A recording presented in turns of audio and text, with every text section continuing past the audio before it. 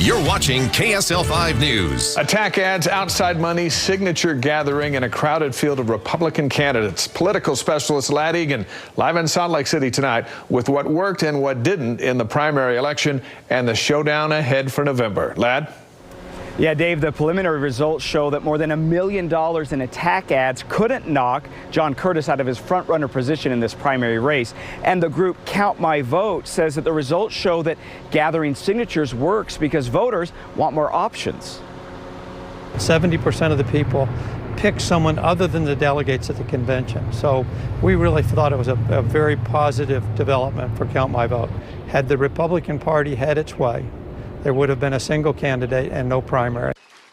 The declared winner of the race, Provo Mayor John Curtis, and third-place finisher Tanner Ainge both gathered signatures to be on the ballot, while Chris Herod went the traditional route and was chosen by Republican delegates. Even though the final results aren't in, the Democrat in the race says it's clear that Curtis is her opponent. I have not met Mayor Curtis, but from everything I've heard, he's a great human being.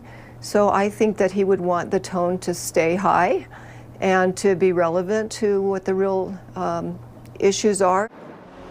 Allen says she wants outside political action committees or PACs to stay out of Utah and this election. As a physician, she says her knowledge of the healthcare system is one advantage over Curtis. Providing universal insurance coverage is a central part of her campaign, while Curtis calls for free market forces to fix rising costs.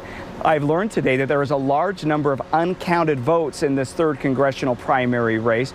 Upwards of 50,000 ballots still need to be processed. That's why second-place finisher Chris Herod says he wants to wait and wait for those results to come in before he concedes. Dave, we'll have to see if that's true, if the results change. Herod tells me that he thinks the more conservative voters, which favor him, waited to vote until the very end. We'll have to see on Friday at 3 p.m. when the next update happens to see if there's a shift in the trend in these votes. All right, well, we know you'll be on the story. Ladd Egan live for us in Salt Lake. Thanks, Ladd. Hundreds turn